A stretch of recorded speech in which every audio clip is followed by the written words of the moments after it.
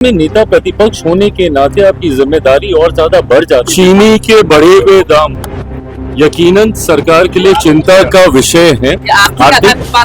आर्थिक आधार पे 10% का आरक्षण पहले से ही सरकार के द्वारा और इसी सरकार के द्वारा वो दिया जाने का काम किया गया। अच्छी बात है, करना चाहिए भाई। आप भी यंग हैं, आपको हर उस विषय की आवाज बनना चाहिए जो सही मायनों में हकदार है न्याय पाने का। मैं खुद इस सरकार का हिस्सा होने के बावजूद निरंतरता में प्रयास करता हूं कि अगर कोई आवाज अनसुनी रह गई है सरकार से तो वो उनके कान तक पहुंचाने की जिम्मेदारी एक सेतु के माध्यम से पहुंचाने का मैंने भी हमेशा प्रयास किया है। नमस्कार, मेरा नाम है अभिमन्यु कुमार। आप देखना शुरू कर दिए हैं स्वराज पोस्ट। देखिए, आरक्षण पर जब बात आती है तो कोई नेता, हर नेता बोलने से बचने का काम करते हैं। और आपको बता दें, नेता जो है चिराग पासवान भारत सरकार में मंत्री हैं। और आपको बता दें, आज जब एयरपोर्ट पर पहुंचे, जब सवाल पूछा गया आरक्षण को लेकर, जंतर मंतर पर लगातार धरने प्रदर्शन चल रहे हैं, लोग अनशन पर बैठ रहे हैं। तमाम चीजों को लेकर साफ तौर पर कहा है कि देखिए, अगर कोई बात है ऐसी तो हमारी सरकार संवाद में विश्वास रखती है। संवाद किया जाए, संवाद के आधार पर हम इसको सुलझाएंगे। लेकिन सवाल था अब चीनी महंगाई को लेकर, उस पर भी उन्होंने बेबाकी तरीके से अपनी बात को रखी है।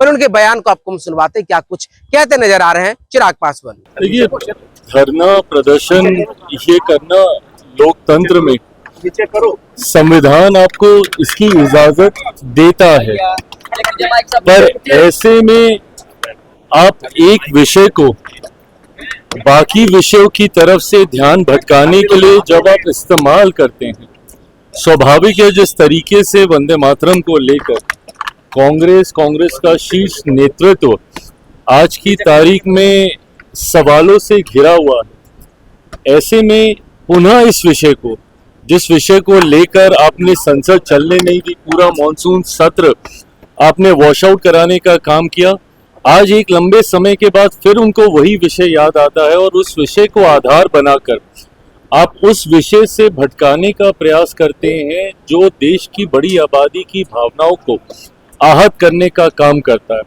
बहरहाल कांग्रेस की सोच यही रही है, उनकी कार्यशैली यही रही है कि एक विषय को ये लोग इतना खींचते हैं और उसकी आड़ में ना ये सत्र चलने देते हैं, ना सदन चलने देते हैं, ना उस वक्त के जो ज्वलंत विषय हैं जिसपे सही मायनों में चर्चा बातचीत होनी चाहिए, उससे भी ये लोग ध्यान भटकाने का काम करते हैं।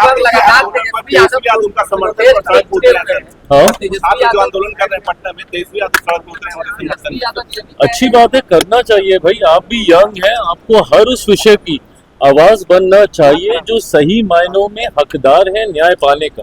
मैं खुद इस सरकार का हिस्सा होने के बावजूद निरंतरता में प्रयास करता हूं कि अगर कोई आवाज अनसुनी रह गई है सरकार से तो वो उनके कान तक पहुंचाने की जिम्मेदारी एक सेतु के माध्यम से पहुंचाने का मैंने भी हमेशा प्रयास किया है। ऐसे में नेता प्रतिपक्ष होने के नाते आपकी जिम्मेदारी और ज्यादा बढ़ जाती है। आज जिन विषयों को आप उठा रहे हैं, अच्छा होता अगर सदन जब चल रहा था उस वक्त भी आप मौजूद रहते और तब उठाते। जरूरी है, नेता प्रतिपक्ष होने के नाते आपकी जिम्मेदारी बनती है। देर से निभा रहे हैं पर निभा रहे हैं, ये अच्छी बात है। आरक्षण में सुधार को लेकर दिल्ली में जो है धरना प्रदर्शन चल रहा है, कई लोगों की गिरफ्तारी भी हुई है, क्या कहेंगे? देखिए, आरक्षण एक ऐसा विषय है जिसपे किसी भी तरीके का भ्रम देश में की एक बड़ी आबादी के भीतर संशय, आक्रोश उत्पन्न कर सकता है। ये लोग किस सोच के साथ अनशन पर बैठे हैं, सरकार के समक्ष जब ये अपनी बातों को स्पष्ट तरीके से रखेंगे तो जरूर सरकार इनके साथ संवाद कर अपने पक्ष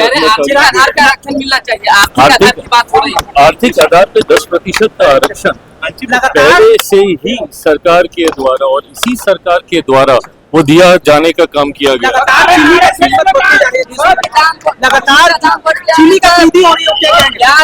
देखिए, ये चीनी के बढ़े हुए दाम यकीनन सरकार के लिए चिंता का विषय है।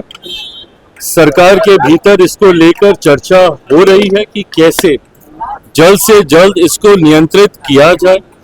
जितना प्रोडक्शन अपेक्षित था उसकी बनिस्बत इस बार इतना ना होना एक कारण रहा है।